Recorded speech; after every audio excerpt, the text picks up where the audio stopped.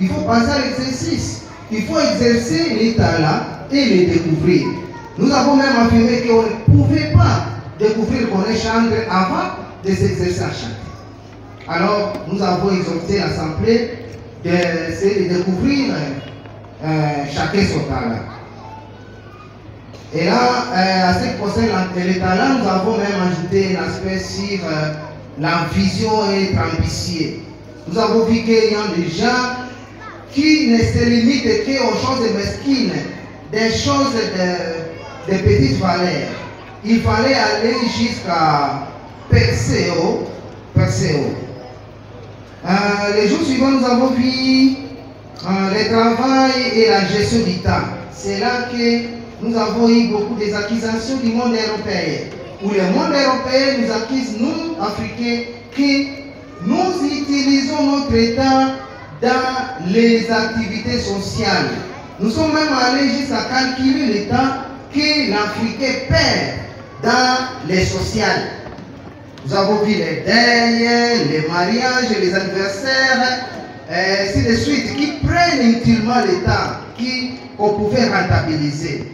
Nous sommes allés jusqu'à calculer et trouver 344 jours sur 365 que l'Africain perd dans les activités sociales qui ne paient pas directement. Peut-être que ça peut payer ultérieurement, mais directement là, il ne gagne rien dans ces activités-là sociales. Alors là, nous avons dit, au lieu de beaucoup investir notre temps dans les sociales, essayons d'investir beaucoup de temps dans les activités économiques. C'est justement le sujet qui a suivi les travaux économiques. Alors nous avons ici rappelé que l'économie ne s'articule que sur deux axes, la production et la consommation. Alors nous avions demandé à ce que nous puissions voir qu'est-ce que nous produisons. Alors, avant de voir ce qu'on peut produire, nous avons signalé que l'approche actuelle demande à ce qu'on puisse d'abord vendre avant de produire. C'est qu'il y a l'étude du marché qui doit précéder. Vous allez évaluer le marché et juger s'il y a des opportunités. Et quand vous saisissez l'opportunité, nous avons dit que l'opportunité, c'est le besoin qui est ressenti parmi une population consommatrice. Et quand vous saisissez cette opportunité-là, vous vous rassurez que vous avez un marché. Vous vous rassurez que vous avez un marché. Alors ici, nous avons dit qu'il ne faudrait pas se comporter comme les Congo. Les Congo qui produit ce qu'ils ne consomment pas et ils consomment ce qu'ils ne produisent pas. Là, il faut même voir que les Congo produisent du cobalt, du cuivre, c'est pas de manganèse, c'est pas de l'uranium, du bois. Mais est-ce que nous les consommons ici localement? Non. On les envoie et à l'état brut pour un prix mesquin qui ne rapporte rien. Alors vous trouvez que nous demeurons dans la pauvreté puisque nous ne saisissons pas les occasions de produire ce que nous-mêmes nous pouvons consommer. Alors nous restons dans l'attentisme en nous attendant ce que les autres vont nous donner. C'est pourquoi au Congo, vous allez voir, s'il faut entrer dans la balance commerciale, vous allez trouver que ce sont les importations qui sont plus nombreuses que les exportations. Or, quand on n'exporte pas, on ne retire pas de devises étrangères. Nous ne retirons pas de devises. C'est pourquoi, à chaque fois, nous avons des inflations, nous avons une économie qui est vraiment basse et on va jusqu'à avoir une économie extravertie qui ne dépend que de l'extérieur. Alors, dans la consommation ici, il faudrait vraiment beaucoup miser sur voir ce que, même si vous pouvez voir vos ménages, vous allez voir que peut-être si vous consommez des haricots, vous allez voir que même vous n'achetez que ces haricots-là. Même les légumes, vous les achetez. Même vous, au niveau du ménage, vous avez vraiment une économie qui a la main tendue. Vous ne produisez rien qui soit pour vous, qui peut suffire pour propre consommation, pour votre, même pour l'alimentation. Pour l'alimentation. C'est pourquoi vous verrez même les Congos importer du riz. Ils importent depuis les papiers hygiéniques jusqu'à la kirda. Vous trouvez que c'est drôle. C'est drôle. Et hier, là, nous étions dans un thème aussi riche, le développement de l'Église. Ici, nous avons vu que l'Église se développe par le truchement de ses membres. Si les membres ne sont pas développés, alors l'Église aura un petit calibre. Ce sera une Église de basse classe, où il y a des gens qui ne sont pas suffisamment cultivés. Alors, nous avons vu que si l'Église s'attelle à cultiver ses membres, aller ici à un standard qui soit vraiment élevé, vous allez voir cette Église-là se propulser dans les hautes sphères. Alors, nous avons vu que en cela, l'Église ne compte que si son effectif, eh bien, l'Église doit beaucoup investir dans l'évangélisation afin d'amener beaucoup de ressources humaines au sein de l'Église, pas seulement les amener, mais aussi voter une politique de rétention de ces membres-là. Une fois entrés, il faudra que les membres soient vraiment retenus, affermis. Et là, nous avons vu certaines structures que l'Église met en place pour essayer d'atteindre les mondes, pour essayer d'atteindre l'extérieur. C'est là le slogan que nous avons dit. L'Église est au service de Dieu et au service de qui? De la nation. Alors c'est pourquoi l'Église est riche des écoles, est riche des structures sanitaires. Et aujourd'hui, puisque l'Église est en train de miser dans la ressource humaine, le capital humain, l'Église adventiste au nom qui a initié un projet qu'on appelle AMAP, Association de membres adventistes pour la promotion de l'éducation. Et nous avons montré que dans ces projets, nous avons 33 étudiants, 30 qui sont aussi au premier cycle et 3 qui sont au troisième cycle. Ils sont 2 au Bénin et un seul au Burkina Faso. Et c'est par vos offrandes que vous êtes en train de financer la bourse de ces gens-là. Alors nous avions dit que nous devons éviter la haine et la jalousie. Puisque nous avons dit, par exemple, quand vous allez à l'hôpital à Moutiri, vous ne savez pas qui a financé les médecins, la scolarité des médecins qui sont là. Et pourtant nous bénéficions de leurs services, bien qu'on va payer. Mais l'argent ne pouvait pas nous soigner. Alors nous disons que nous ne devons pas jalouser ceux-là qui sont sélectionnés dans ces projets, mais nous devons nous activer à beaucoup financer, pour qu'il y ait beaucoup de monde que nous puissions envoyer à l'extérieur pour la formation, pour les différents domaines. Il y a des agronomes, il y a des, si pas ophtalmologues, il y a des choses comme ça, des domaines un peu diversifiés. Et nous sommes en train de vouloir que ces gens-là puissent être au service de l'Église. Ça, c'est AMAP. Alors, il revient à chacun de se demander s'il a au moins un jour songé à loger ne serait-ce qu'un centime dans cette rubrique-là de la MAP. Si tel n'est pas le cas, vous pouvez dès à présent prendre une décision d'accorder quelque chose à cette rubrique-là et faciliter à ce que l'Église, dans les jours à venir, ici, horizon 2030, que l'Église ait des professeurs dans beaucoup de domaines. Des professeurs dans beaucoup de domaines. Des spécialistes dans beaucoup de domaines. Et si l'Église sera forte et l'Église n'aura pas de déficit financier. Alors nous avons dit que également les membres doivent être toujours capacités pour qu'ils soient à la hauteur de financer les actions de l'Église. Et là, nous avons parlé du projet, les grands projets qui nous animent aujourd'hui, même à cette date ici. J'espère que vous avez même donné des offrandes par rapport à cette rubrique-là, la construction de nos bureaux de Kiala. Ceux qui ne voient pas loin, ils peuvent penser que les bureaux-là, c'est au bénéfice de ceux qui travaillent aujourd'hui. Ne sachant pas que, comme ils sont en train de se procréer, même ces enfants, même nos enfants, peut-être à l'horizon 2030, 2050, quand nous ne serons plus là, il y aura nos enfants, nos petits-enfants qui vont bénéficier des services de ces bureaux-là, qui vont même siéger, qui vont travailler dans ces bureaux-là. Alors, j'étais loin de vous la jalousie, j'étais loin de vous la haine. Financez cette activité-là pour que les bureaux soient vite érigés et que nous ayons la faveur d'utiliser ces bureaux-là pour la gloire de l'Éternel. Il en est de même de notre grand projet ici que nous avons relancé depuis cette semaine.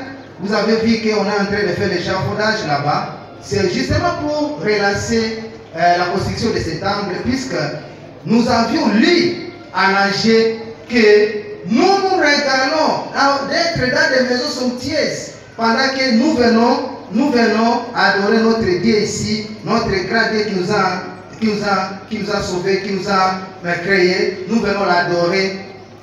Il y a de la poussière.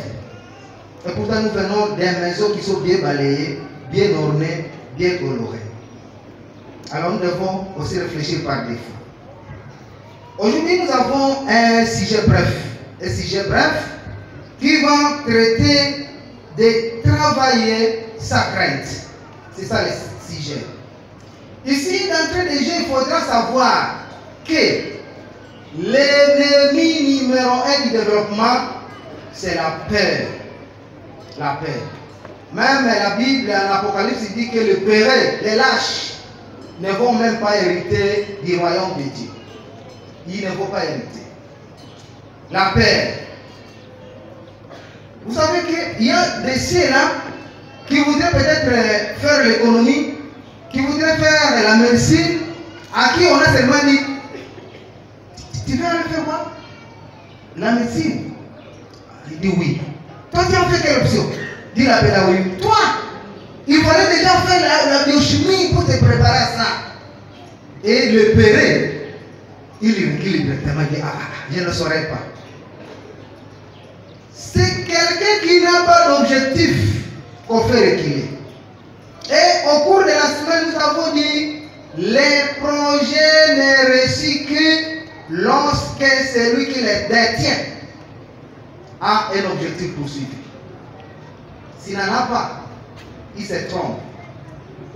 Il faut avoir l'objectif. Et de cet objectif-là, il faut avoir les résultats attendus. Et coûte que coûte, on doit miser sur ces résultats-là. Nous avons vu l'exemple de 7-Up. 7-Up, c'est un produit qualifié de cette manière-là, puisque l'initiateur de ce projet-là avait échoué jusqu'à 6e fois pour confectionner le même produit-là. Lorsqu'il est venu à la 7e fois, on a maintenant qualifié et on lui a attribué les brevets pour ce produit-là. Et il a dit que ce produit c'est 7-Up. Donc il est allé jusqu'à la 7e fois pour réussir.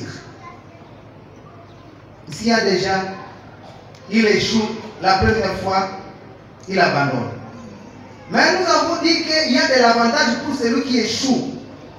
Puisque quand même celui qui a échoué, lui il a quand même osé. Que les pérés ici, les lâches, lui on l'intimide, il nous dit, toi qui as fait pédagogie, tu veux faire la médecine. Et il a directement peur. Il pense que ce ne sont que les biochimistes qui affrontent la médecine. Qui vous trompe comme ça? Alors, il y a des gens qui se laissent tromper.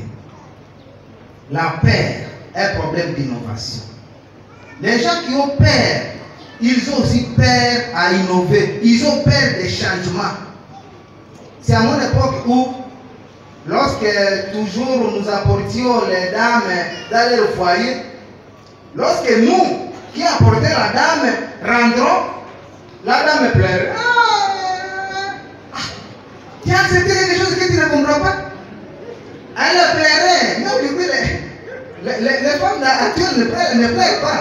Mais à mon époque, quand nous on était encore des enfants là, la dame ne devait que pleurer.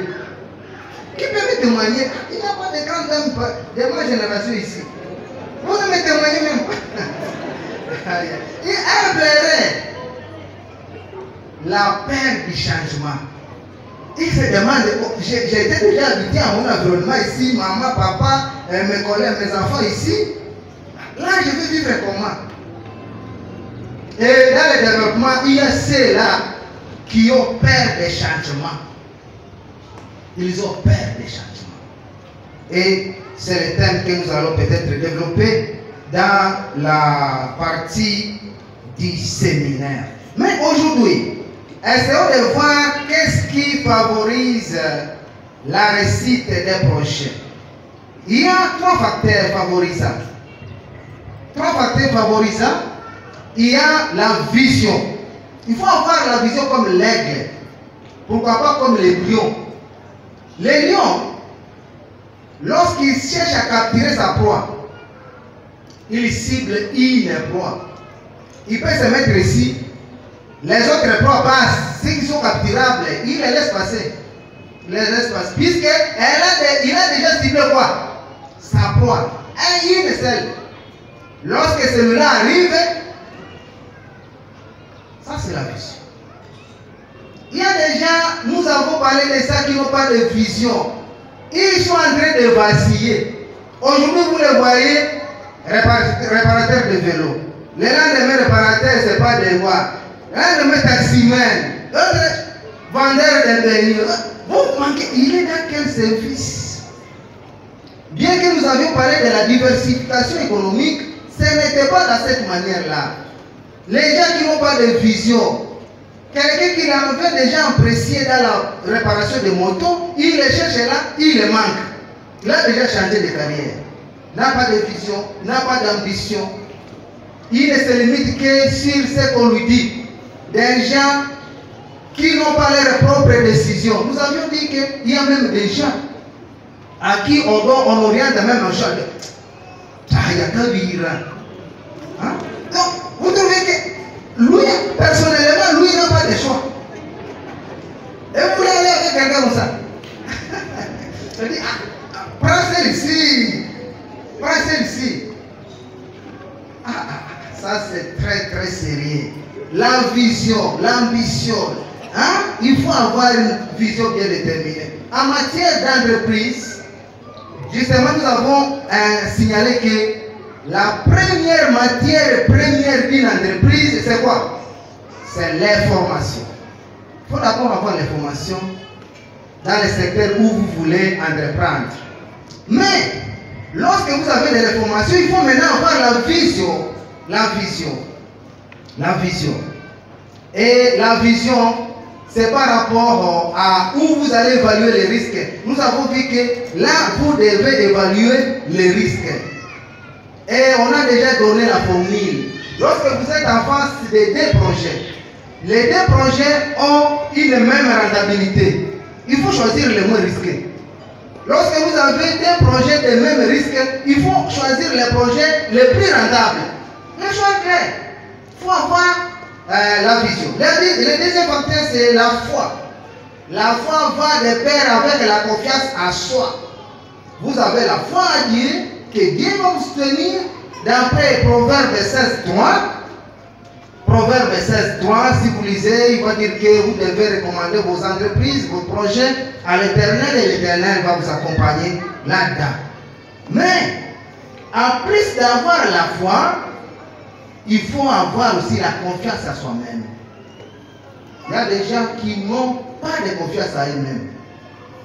C'est pourquoi on les ballotte, on les prend de gauche à droite, de droite à gauche, du nord au sud, on les prend, on les joue comme c'est pas quel autre objet que vous puissiez vous imaginer. L'homme qui n'a pas de confiance à soi-même, il n'a même pas de décision. Troisième aspect, troisième facteur, c'est la passion. La passion, c'est le degré d'attachement à un objet, à un projet.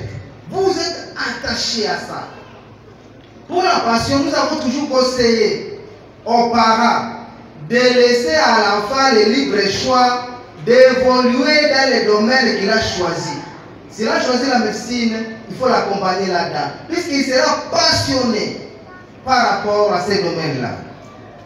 Oui, Maxime, comme notre temps file, nous avons parlé, nous avons dit qu'il y a des gens qui sont des résistants au changement. Pour découvrir les résistants au changement, il faut, ici nous parlons des déviants, des déviations, des déviants. Il y a des déviants positifs, des déviants négatifs et il y a les indécis. Un déviant positif, c'est quelqu'un qui est optimiste. Il favorise, il propulse les projets, il vous encourage. Au contraire de celui-ci, c'est le déviant négatif. Si vous êtes malheureux, c'est lorsque vous venez demander conseil à un déviant négatif, un pessimiste. Lui, il ne voit que l'échec de tout. Il ne voit que l'échec, l'amertume. Il ne vous parle de rien qui soit positif. Même avec cette situation, il y a la semaine prochaine, il y a grève une semaine. Et il amplifie ça, il fait comme si c'est la fin du monde. Et vous avez peur. Non, quelqu'un qui crée à vous une peur, il faut avoir peur de celui-là aussi. Il faut avoir peur de celui-là. Puisque nous avons vu que la vie, depuis son début, toute la vie n'est qu'une gestion de quoi? De risques. Ou rien. Moi j'ai demandé, donnez-moi un aspect de la vie où il n'y a pas de risque. Vous avez demandé non? La vie c'est une gestion de risques. Nous avons dit que pour mieux gérer les risques, il faut prévenir les risques avant qu'ils arrivent. C'est ça. Il faut mesurer aussi les risques. Nous avions mesuré, nous avons dit, il y a les risques que ce bâtiment s'écroule. Mais à quelle proportion? À quelle probabilité? Ah, quand vous minimisez la probabilité que ce bâtiment s'écroule, vous venez vous mettre ici, ça craint. Mais il y a un risque que ça s'écroule, non? Mais comment? C'est ça. C'est que les risques doivent être calculés. C'est pourquoi nous disons qu'on prend toujours les risques calculés. On prend les risques calculés. Alors nous disons qu'il faut éviter à tout prix les déviants négatifs. Les déviants négatifs sont ceux-là qui sont pessimistes. Ils ne voient que les noirs dans tout. Dans tout. Vous pouvez opérer votre choix et il vous dévie de ce choix-là. Vous allez regretter plus tard ces choix. J'avais déjà choisi comme ça. Vous n'avez pas, n'avez-vous jamais vu des gens qui quittent le marché, il a acheté l'objet pour lequel il est allé et il quitte mes contacts. Il quitte mes contacts tout simplement parce que peut-être il a choisi la couleur bleue et on lui a parlé de la couleur verte et on a changé sa position. Et il part à mormonnant. J'allais prendre la couleur. Et il a tout de même acheté. Et il continue à se cramponner à cause de ça. Mais dans les leçons, nous avons dit qu'il faut demander toujours conseil. Mais prenez soin de tomber sur un conseiller qui est un déviant positif, un optimiste, pas négatif. Les indécis. Maintenant, la catégorie terrible, c'est celle-ci. Les indécis. Il ne faut jamais tomber sur un indécis. Puisque lui n'a pas de position. Il nous amène nulle part. Vous lui posez la question, il dit, vous pouvez prendre A comme B. Vous dites, quel malheur de tomber sur ce conseiller. Lui-même n'a pas de position. Est-ce que nous pouvons nous positionner dans l'entreprise de commercialisation de biens ou bien de services? Ah, du tout, les deux payent. Les deux sont payés. Vous dites basse. Les indécis, même la sœur White, il déconseille cette catégorie. Les gens qui n'ont pas de position. Et il faudra savoir que ceux-là qui vous disent qu'ils sont neutres, ils ne les sont pas. Il a seulement une position qu'il ne veut pas dévoiler. Et vous trouvez que c'est quelqu'un qui est comment? Masqué. Il est masqué. Il a une position, mais il ne veut pas dévoiler cette position-là. Peut-être par peur. Il a la crainte. peut-être la peur de dévoiler sa position. Si je dis ceci, on risque de me faire ceci. Même on nous demande de témoigner un fait. Est-ce que vous avez été là lorsque on posait la première pierre pour la construction du temple de Vungi? Qui l'a exécuté? Non, je me réserve. Quelqu'un se réserve. Et vous allez penser qu'il y a des positions. Dans les développements économiques, il ne faut jamais tomber sur cette catégorie des imbéciles. Il ne vous amène nulle part. Ici, finissons par Proverbe 10. Le verset qu'on nous a lu. 4. Il dit, celui qui agit d'une main lâche, fait comment? Est-ce que c'est moi qui l'ai dit? C'est la Bible. Les lâches est là. Mais la main des dirigeants agit. Les dirigeants sont des gens qui ont la vision. Ils ont la foi. Ils ont la passion. Ils sont passionnés de tout ce qu'ils font. Ils ont un esprit positif. Même dans le négatif, lui trouve le positif. Même dans les 10 jours de grève ici, il va trouver du positif. Au lieu d'alarmer les esprits des gens inutilement. Les chrétiens, c'est quelqu'un qui doit développer ces facteurs ici. Il doit toujours être un déviant positif au lieu d'être un déviant négatif. Il doit favoriser le développement. Il doit être un acteur de développement. Ici, nous sommes appelés à soutenir l'œuvre du Seigneur par nos forces, nos richesses et nos moyens.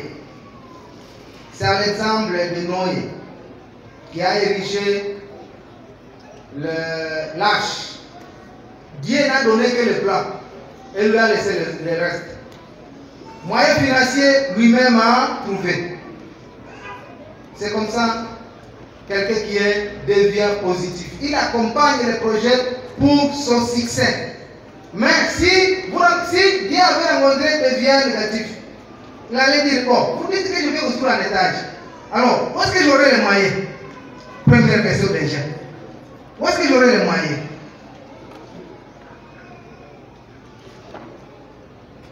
Et si nous prions à ce que Dieu nous accompagne dans la mise en pratique de ces leçons que nous avons eues au cours de la semaine de développement, nous avons dit que l'essentiel est que vous et moi, nous puissions nous développer pour que l'Église se développe par voie de conséquences. Si vous et moi, nous restons dans le sous-développement, et bien par voie de conséquences, c'est l'Église qui va aussi rester dans le sous-développement. Et nous avons dit à terme simple que le développement, c'est le passage des conditions moins humaines vers les conditions plus humaines. Chacun, il lui appartient de voir qu'est-ce qu'il est en train de traverser comme des conditions moins humaines chez lui, qu'il faille changer à conditions plus humaines. Puisse Dieu nous bénir, puisse Dieu se manifester dans les projets de chacun, au nom puissant de notre Sauveur, Seigneur Jésus-Christ. Amen.